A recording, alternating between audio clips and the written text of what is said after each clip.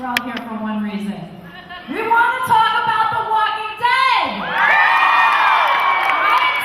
And I'm going to guess that all y'all are caught up, right? Good. Because we're going to be discussing season 7. I mean, we got it. All right, guys.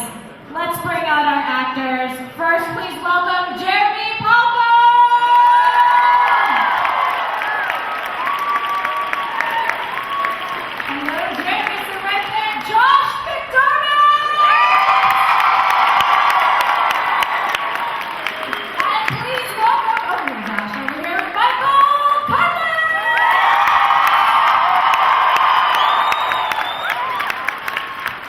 For him, damn it, he's dead. Spoiler alert, jeez. We're gonna have some fun with this thing. Damn, look at my ass, girl. It's a big old box. Did you just say bring Abraham back? Yeah, no. Yeah, Michael, we might as well just cut right into it. When did you find out that it was going to be you? I mean, when did you know? Fuck Jeffrey Dean Morgan. Sorry, repeat the question. Obviously, a huge cliffhanger into season 6, going into 7. Nobody, there were so many hypotheses and speculations and fan theories about who was going to die based on, who looked which way Rick looked, and this and that. Who knew somebody at the company, who leaked the script. Exactly.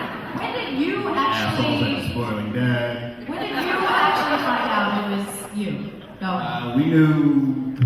Did you know in the season 6? That's what I was when I call people out. Mike is the best. He's so much like a father. He just is constantly yelling at everyone and telling them to go to their room. We'll be at a restaurant. He's like, nobody wants people to ruin it. The television ain't democracy. Shut up and wait till next week. oh, I'm not defending you there. It's fine. I just laugh. It's always like, no, this is bullshit. Go to your room. That's like the tone you have with most people, and I love it. Anyway, no. A year and a half ago. You found That's out. the answer to the question. A year and a half ago, really? A year and a half ago. Steven and I found out last, August or September of the prior year.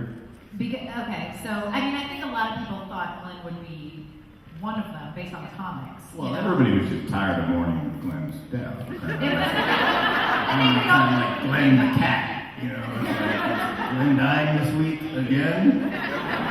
Possibly. Maybe. But, okay, so you knew going in, and I don't know, what were your thoughts? Did you know 2 people were going to go, or did you just think it was Abraham? No, Steven and I both found out at the same time, because they were trying to figure out, there's a lot of stuff going on, they're trying to figure out schedule-wise and story-wise, whether they were going to actually kill us at the end of season 6 or the beginning of season 7. A lot of it had to do with, did they think they could keep the secret, or confuse the audience?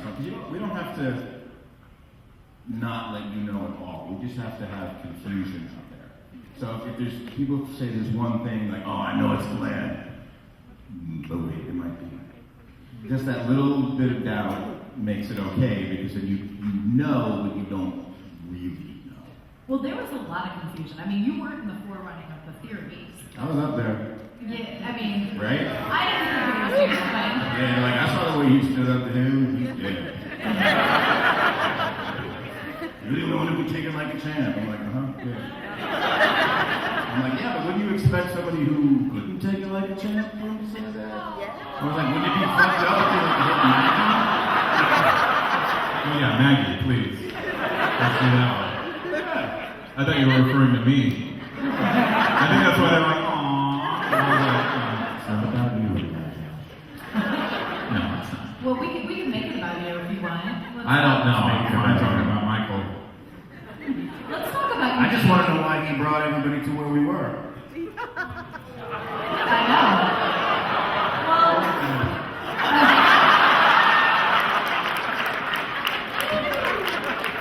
I was like, oh, but you know that Glenn killed. Yeah, well, somebody might have got us both killed. he has a good point, John. Well, Okay, well, let me just place this on the character of Noah then. Because, yes, Eugene wanted to get to DC, and that's kind of where we were headed, but we had already found out by the point that we came across Noah that Eugene was lying, and Noah is the one who had said, I got to get to my family who's up in Virginia. So, let's just lay it at his feet if we can. So, it seemed like Eugene finally... Get off my back! I see how this hour is going to go.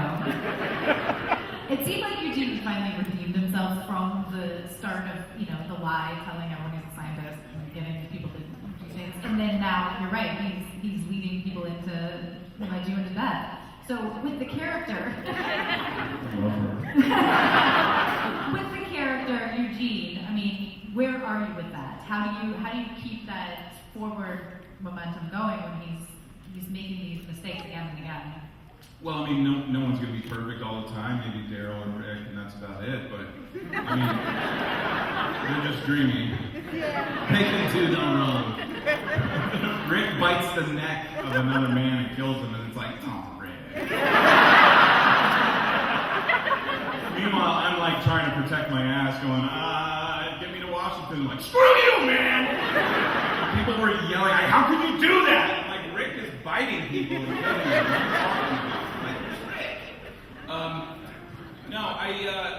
Look, I think it's a great progression for the character, a nice arc for him to be someone that probably should be dead at this point in the apocalypse, and has somehow figured out a way to keep surviving and to keep living, and he's growing, and he's not going to get it right every time. He had the brilliant plan, which I do believe it was a brilliant plan at the end of season 6 of you guys take Maggie through the woods. They don't know how many people are in this RV. I can distract them and just keep turning around and doing U-turns. And, unfortunately, it just shows how organized the Saviors were, how, just imposing they were. And to stop Eugene and to just know that, because people are also saying, like, did Eugene rat them out? No, Eugene didn't rat them out. Mm-hmm. Quiet, you're dead. Thanks to you.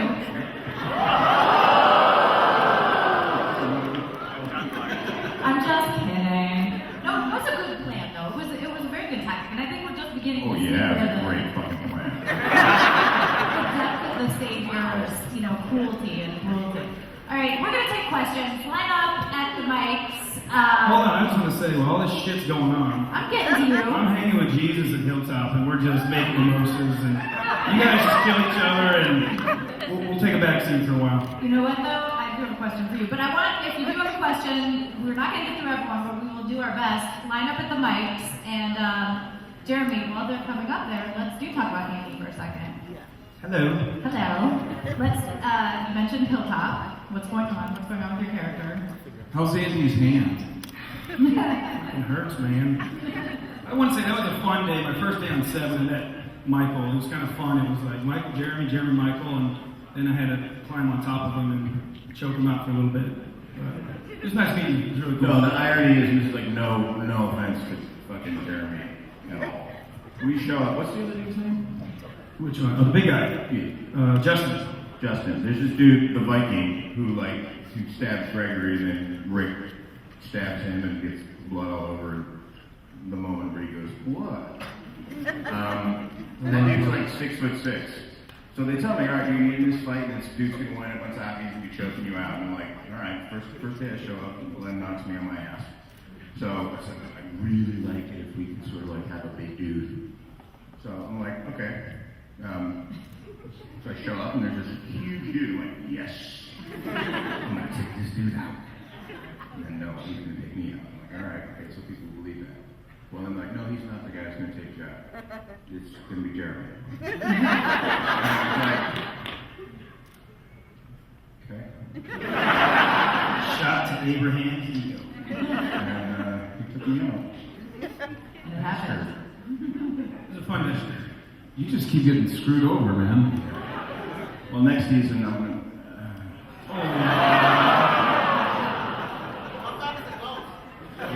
It's happened, right? I mean... You just say come back as a ghost. It's a zombie show. It ghost of You see, Eugene's going to be walking around. Abraham. Hey, buddy. I'm just going to show up on the balcony in a white dress. It could happen. Let's take our first Oh, we question. could. Over here. Hi. Hi, Mike. Hi. I can get you a shirt if you want it. Of course I It want says, it. "Suck my nuts." I will suck your shit out of you.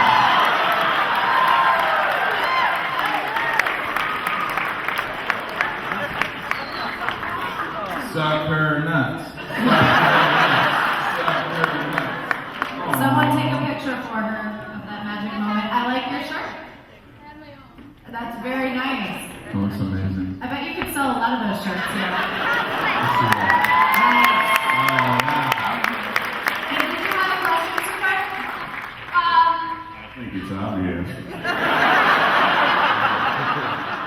How did you react to being off the show? Like, do you guys, you and Steven, do you guys still hang out and talk about it? He's dead. therapy groups. No, we all. That's one of the cool things about the show is that they're very welcoming when you come on, and then through the conventions and just through the connections that everybody has. Even when you leave the show, I think all of us have, who are even here, have met everyone who has even passed on the show and have gotten close with those, like John Barthol, Scott Wilson.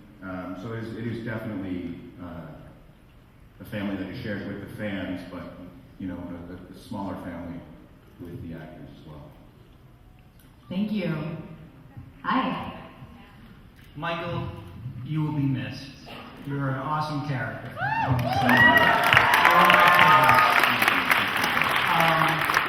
My question is, what inspired all three of you to get into acting? What inspired you guys to get into acting?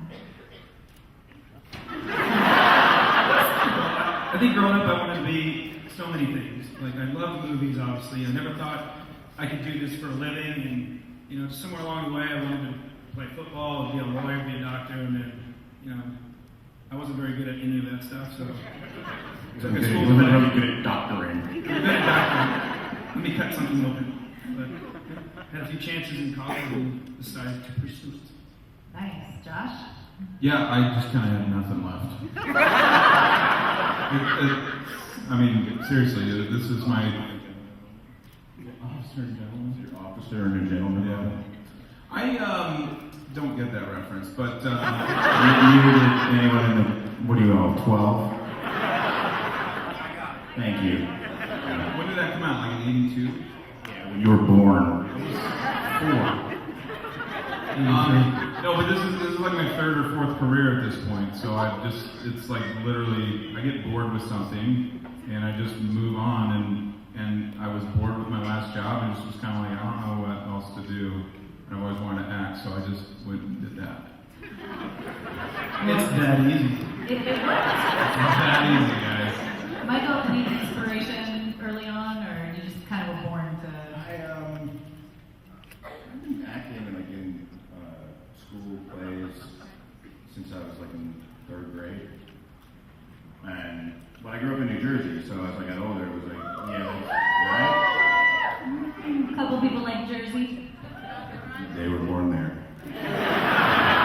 There's only people who were born and live in New Jersey know how beautiful New Jersey is. Everybody else is like, Jersey's a cesspool. And you're like, yeah, you can stay out of it. That's great. But it was literally, it was blue collar. It's like, it's great. You're going to be an actor? Yeah, get a job. So I went to school for engineering to get a job. And I was doing construction with my dad, building furniture. And he basically came in one day and said, what are you doing? And I said, doing homework. I was drafting something, doing a proof of some, whatever, like a big, huge nut and bolt or something. And he was like, well, why don't you try pursuing what you want to do first before you put so much effort into your fallback? Because you can always go do construction, furniture business with me, or so I quit school the next day. And prompted him to say, what the hell did you do? I said, I know what you told me. He said, yeah, not like tomorrow. I finished the semester. So I didn't. And I applied to another college, an art school. And then, like Josh said, go on Walking Dead. It's that easy. Stay in school. No, it's, yes, no, it's, Stay in yeah, school, everyone. But exactly. great That's the story. lesson, stay in school. Thank you so much. And what a cool dad to say that. Hi, over here. My question is for Josh. If you could play any other character on The Walking Dead, who would you play? Baby Judith.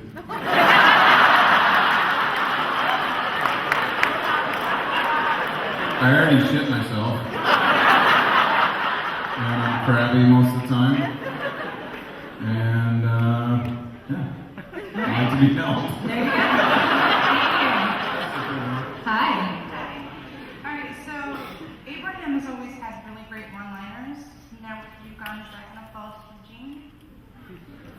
Are you going to be bringing the one-liners now, Eugene? I can't discuss any plot points of season 7. No, I mean, the writers are really great at coming up with some really funny lines that are very specific to the points of view of the characters. And I don't know that, any one-liners that will transfer over. I just don't think that will work. I think Eugene will continue to be Eugene, and Abrahamisms will, forever be gone. That sort of thing. I'm gonna be put on the t-shirt. Yeah, but it's just that's how she's walking away. She's like, I'm sorry, I disappointed you. She's satisfied. She's satisfied. Yeah, I mean the writers are I think they give Eugene some great lines. When he was talking about calling dibs on the walker and stuff like that. I think that will probably continue as long as I'm alive.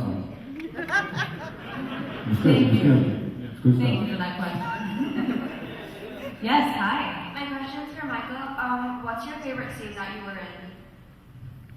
Favorite scene? Probably my favorite scene is the scene where Josh and I say goodbye to each other.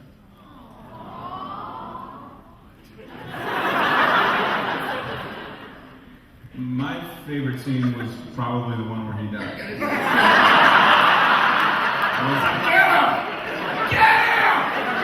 Cut that part out.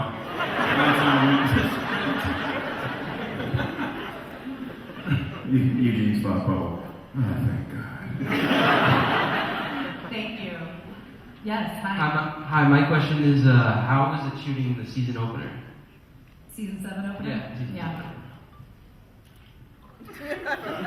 How much of, I'm going to add on to that, how much of that did you shoot at the end of season 6? And how much did you just come back to and shoot anew? We came back to it completely, the exact configuration we were, but none of either carried on to the other one, meaning we didn't shoot anything from 7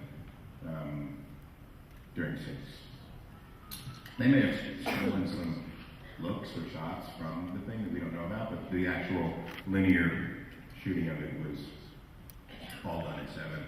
And it was kind of nice. I think that Steve and I actually had a very unique experience in saying goodbye to everybody in the cast.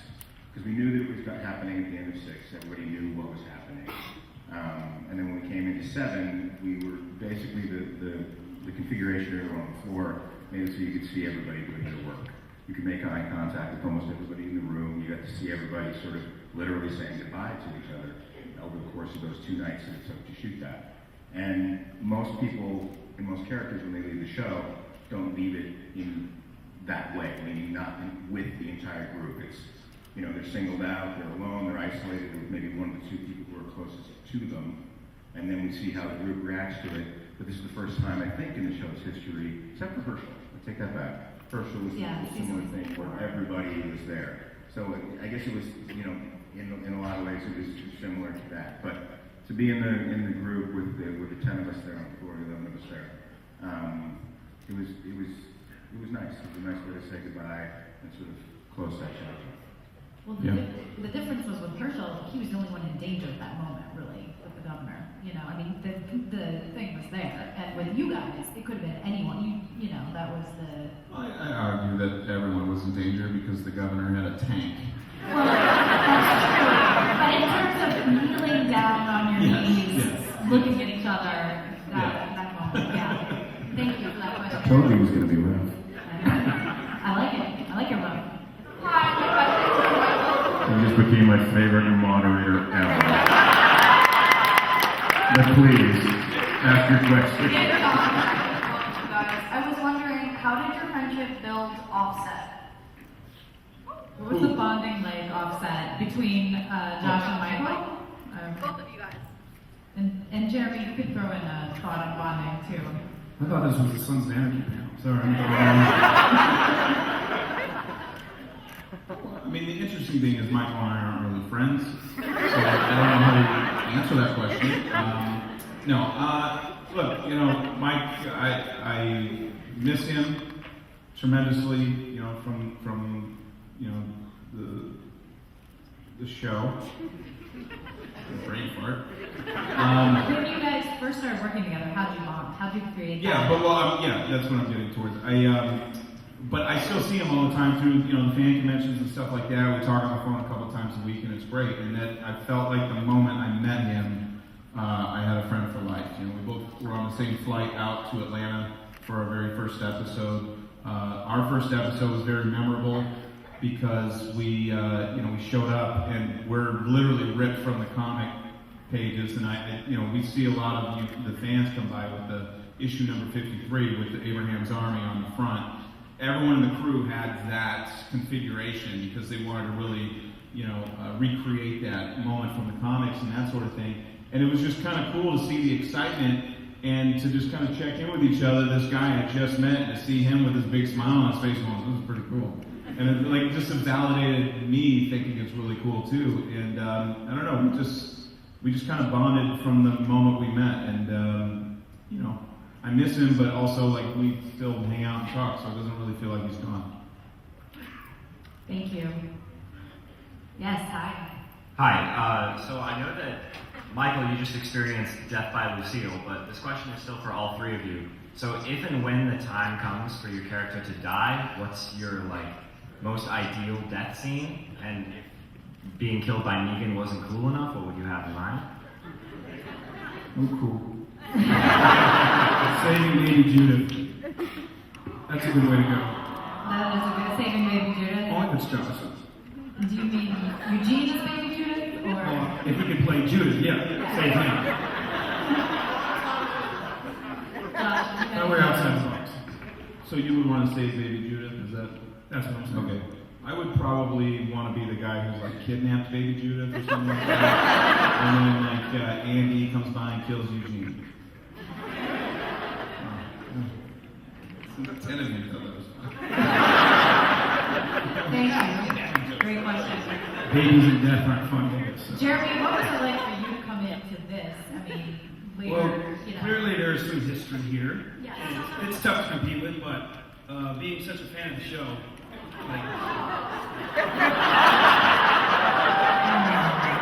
I'm jealous. You'll I'm always jealous be of jealous. Dexter. No, it's so great to be thrown into this, and out with the old and in with the new, and if you play the Titanic song, it makes everything better.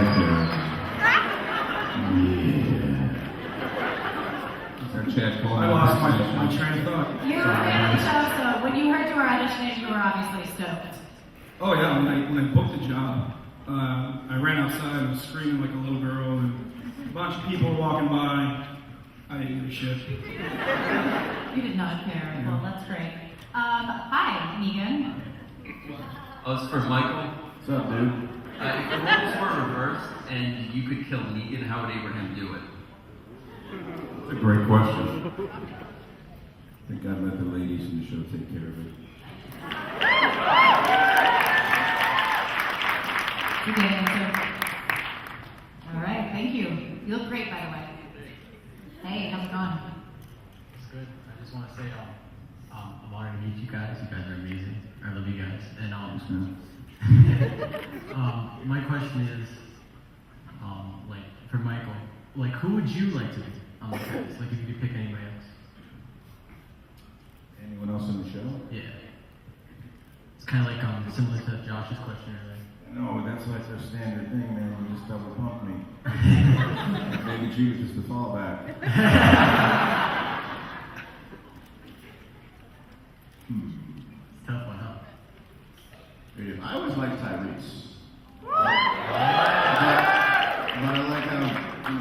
up Shane was. I think I'm gonna roll with Shane. You would be an incredible Shane. Not to take anything from John Berthal, but Be different. it would be different, and I would love it just as much. That would be so rad to see. I'd love to see you, like as Shane, but with the beard. You know what I mean? Like Shane with that beard. That'd be amazing. Then I would be Shane with the beard. That's Seamus. Thank you. Seamus. Seamus. Thank you. Great questions. Hey, how's it going? My question is for Michael. What has been your favorite one-liner that you've said in the show? It kind of changes. Jeffrey Dean just said something funny over there. Right now it's suck my nuts. Because that's what people want written on the photographs a lot, and there's nothing more awesome than somebody's grandma walking up and saying, "Could you suck my nuts?" Absolutely. Great question. Thank you. Thank you. Guys, please welcome to the stage, Jeffrey D.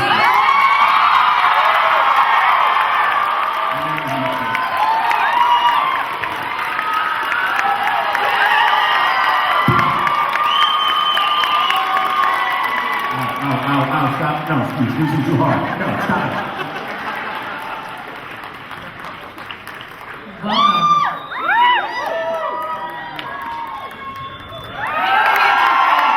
Right over here, by me. This is an incredible lineup. Super excited. Make your questions count, make them good, and let's do one question a person. Go. So, first of all, I love how you play Negan, Joffrey. And I'm really a big fan of Negan, like up to the comics right now. I'm not gonna say anything about it because I don't want to spoil anything. So, so my question is, Come on, man. He has to change up, dude. The fucking question was for me. And then you came in. I'm dead, so it was for me. so basically it's for the two of you, yeah. Hey, go. So Michael, what would, if Abraham was still here alive, like after Negan, do you think that he will play a big role in All Out War? And how, He's fucking dead, dude. I know, Get over I it. said You are the best. This is a hypothetical. If Abraham were still alive, what kind of role would you play? in No, the I War was Mississippi? actually, because we didn't know what was going to happen, and I knew that we were getting close to my demise in the comics in correlation with the show. I was hoping that there would be more with Abraham in All Out War, if following the comics, in relationship to the show. So I was very curious to see if I didn't go soon, where that was going to lead to. Because I think we never really saw Abraham in a sort of military leadership role specifically. So I was excited that might happen, but that was all completely taken away from me. And stuff happens and we move forward. There's a nice voice. Thank you for So thank you, love you guys. There's no guarantee we're even doing a war. So don't We be don't all know. butthurt about it. All right, Jeffrey, I have a question for you. What kind of feelings does Negan have? What's going on? What's going on with Negan and his feelings towards people? Oh, he's sensitive. And he's sensitive to He's got Lucille. a big ball of feelings. What kind of feelings? That's not obvious to you? It's kind of obvious, but He's full of feelings of love and comforting. Nurturer. He really is a nurturer. Likes to play sports. well, he is giving Rick a lot of chances to fall in line. So at least so far. Yes. Hi. My question is for Jeffrey and Michael. How was the scene shot where you died and you killed him? That little scene. How was it shot? Yeah, was there a mannequin that had? Well, no, Michael was on his knees. I was above him with the baseball bat and then Lucille. Yes, I can confirm this. Michael stood up on his knees. Not necessarily the best choice of the evening. Maybe not the smartest choice, because I think Negan recognized him as an immediate threat. Michael, what do you think happened then? Well, the last thing that went through my head was your back.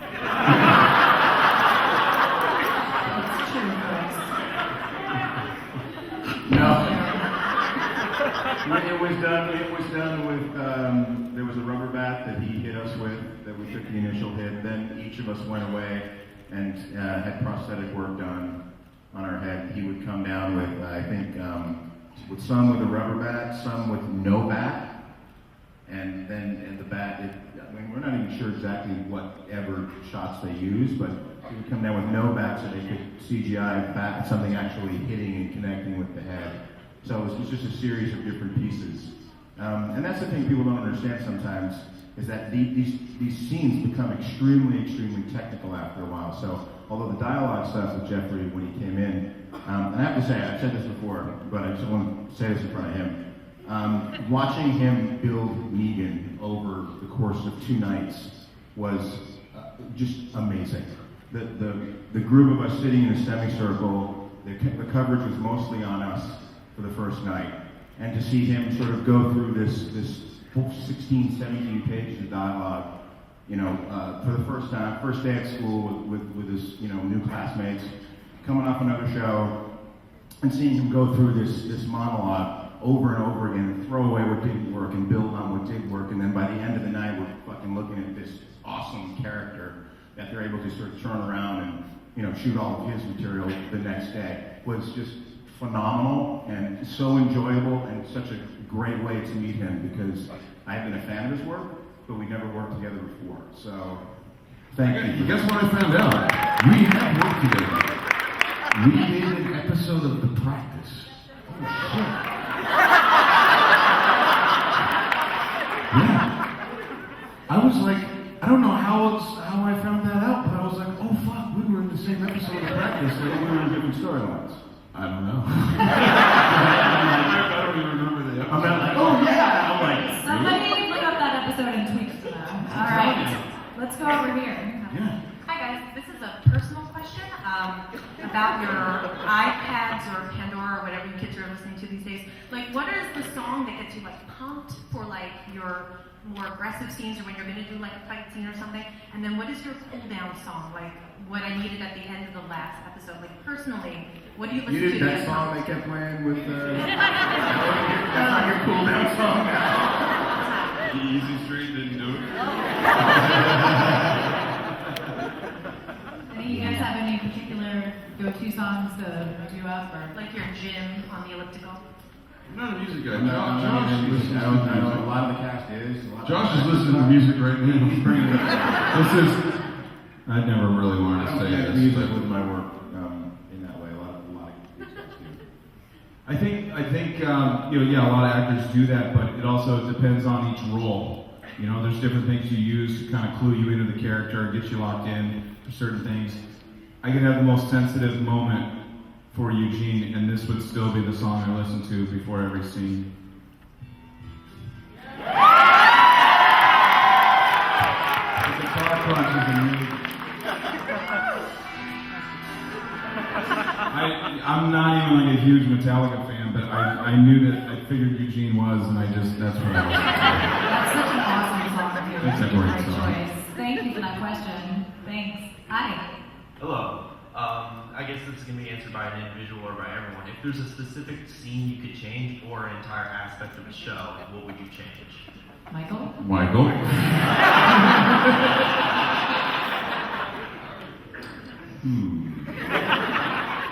I'm actually, like, I hope it doesn't offend anyone. I'm cool, like, with where the show went.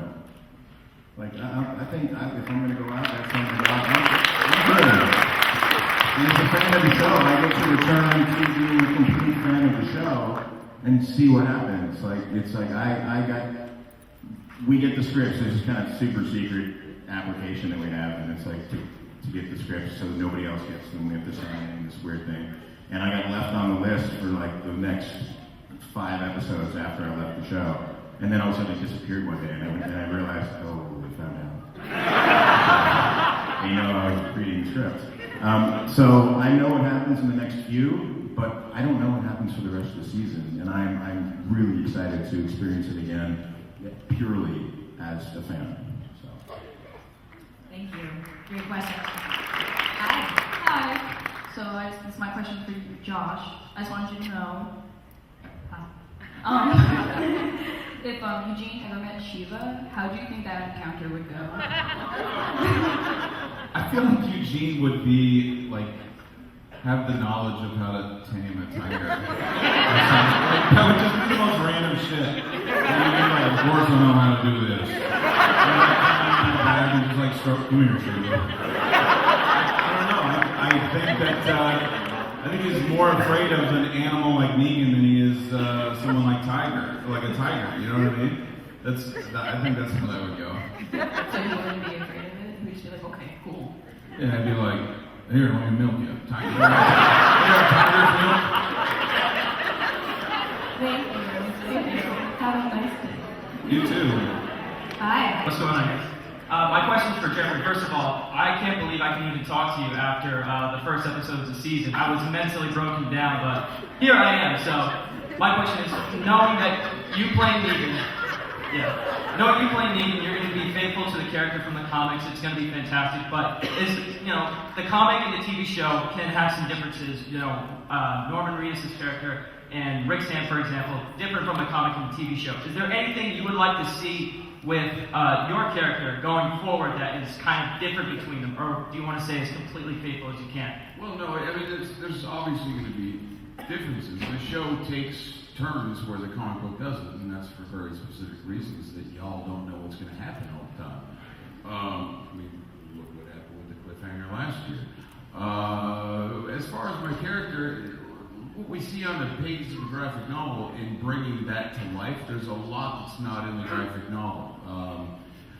There are specific scenes that are, I guess, kind of iconic to the world of the Walking Dead Kirkman version that we will bring to life, and then we do the fuckity fuck version of that. And then there's also roads that Negan will get to take, but I think if I had to pick anything, I'd love to see his backstory. I'd love to see how Negan became Negan. And Kirkman wrote something, but I'd love the opportunity to kind of bring that to life. But look where the show's going right now is Crazyville, so I don't know if we're gonna get that. The Negan origin story. Yeah. Let's make it happen. Yeah. Thank you. You guys have 3 minutes left, so we're going to take one question here, one question here. But they're downstairs for the rest of today and some of them tomorrow, so you can go down and say hi. Yes. Hello. Oh, hey. First off, thank you all guys so much. You guys are amazing. I'm sure I can speak on behalf of everybody for thank you for coming out and spending time with us and answering all of our questions. It's been an amazing experience. My question is for Jeffrey Dean Morgan. You're awesome. I've seen you in Supernatural. You've been absolutely amazing to me. My question is, can Negan be stopped? And if so, how do you think that will go down? That's a question for Rick. Well, it isn't right now.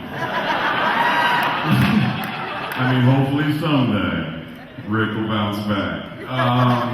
If he's still around. Right? Yeah, that's exactly true. Josh, Michael. Can he be stopped? Not at this point in time. I think, and we'll find out more even on Sunday. You're going to find out more and more how kind of Negan operates and kind of why he. Yo, where you going? What? You better be going to pee.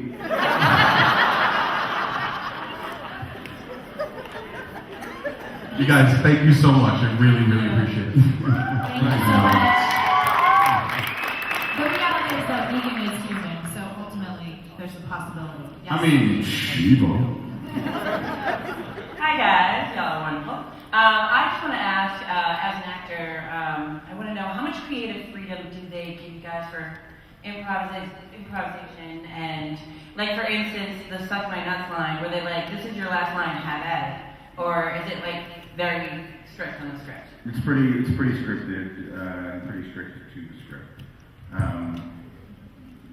Scott Gimple is a freaking genius at weaving stuff in, and so it's pretty important that everything that is written gets said. Now within that, there's a million ways that something can be played, and within that, we have a tremendous amount of freedom.